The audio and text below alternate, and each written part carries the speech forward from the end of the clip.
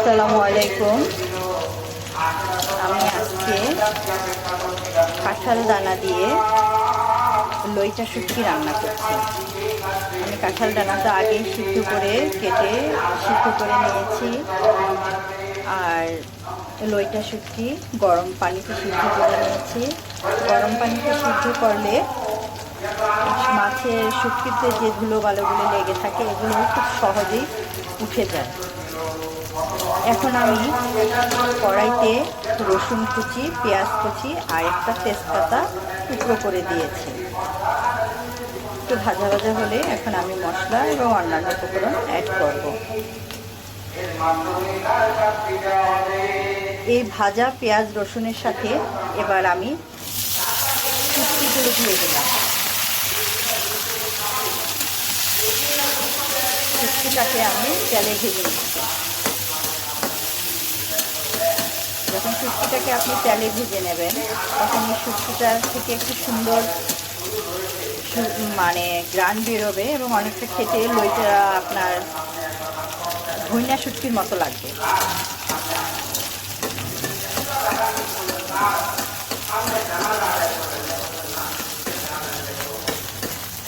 দেখুন ভাজা ভাজা হচ্ছে, শুটকি থেকে একটু সুন্দর গ্রান বেরোচ্ছে।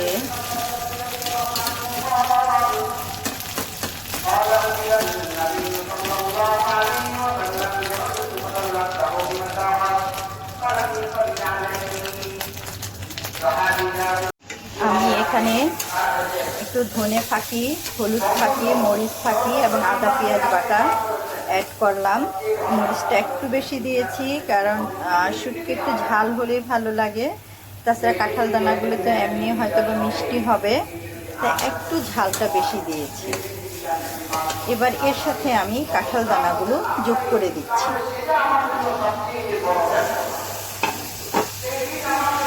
দেখুন কাঁঠাল দানাগুলো সিদ্ধ করেছি, করার পরে রঙটা দেখুন।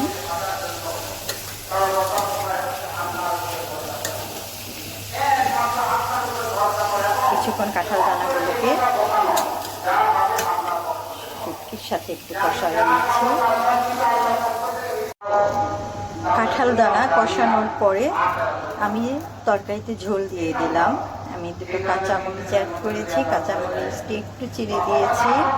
এখন একটু জিরে ফাঁকি অ্যাড করে দিব। আমি প্রায় সব তরকারিতে ভাজা জিরে ফাঁকিটা দিই, এতে তরকারির স্বাদটা বহুগুণে বেড়ে যায়। তার মানে এই নয় যে আমার রান্না খুবই ভালো, মোটামুটি চলে, অন্তত আমি খেতে পারি। আর কেউ খেতে পারবো কি না জানি না, তবে আমারটা আমি একটু খেতে পারি। কি করবো বলেন, আমারটা তো আমাকে খেতেই হবে। আমার তরকারি হয়ে আসছে প্রায়। দেখুন এখানে কে কতটুকু ঝোল খেতে চায়, অনেকে হয়তো ঝোল বেশি খায়, আমি এটাকে শুকনো শুকনো খাই। দেখুন ঝোল শুকিয়ে গেছে, এটা যখন নামানো হবে তখন এটা ঝোলটা আরও শুকিয়ে যাবে।